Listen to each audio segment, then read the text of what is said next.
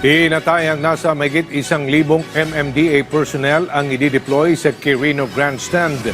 Patuloy din ang koordinasyon nito sa Philippine National Police para sa seguridad na mga deboto para sa palig sa Poong Jesus Nazareno.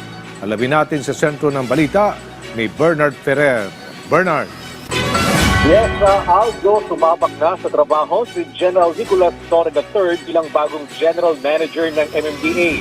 Unang ginawa ni GM Torre ang pag-inspeksyon sa mga paghahanda sa Quirino Grandstand para sa isasagawang pahalik sa Poong Jesus Nazareno. Sinuri niya ang magiging daloy ng pila ng mga deboto mula papasok hanggang paglabas upang matiyak ang kaayusan at kaligtasan. Tinatayang nasa mahigit 1,000 MMDA personnel ang ide-deploy sa Quirino Grandstand kabilang ang medical team, street sweepers, mga tauhan na tutulong sa crowd control at pagpapanatili ng kalinisan at kaayusan. Tuloy-tuloy din ang koordinasyon ng MMDA sa Philippine National Police para sa seguridad habang puspuso na rin ang paghahanda para sa traffic management plan sa paligid ng lugar. Inaasahang mas maraming deboto ang lalahok sa pahalik na magsisimula sa January ng alas 7 ng gabi.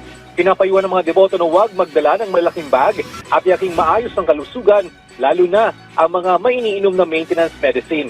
Sa pagsisimula naman ng panunungkulan ni GM Torre, pinag-utos ni MMDA Chairman Romando Don Artes na tutukan ang traffic management at enforcement.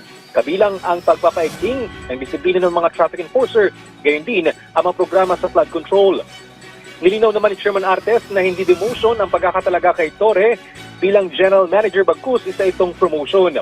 Si GM Torre na rin ang magsisilbing opisyal ng takapagsalita ng MMDA. Aminado naman si Torre na marami pa siyang kailangang aralin sa loob ng ahensya, ngunit tiniyak ni Chairman Artes ang buong suporta sa kanya. Aljo? Maraming salamat, Bernard Ferrer.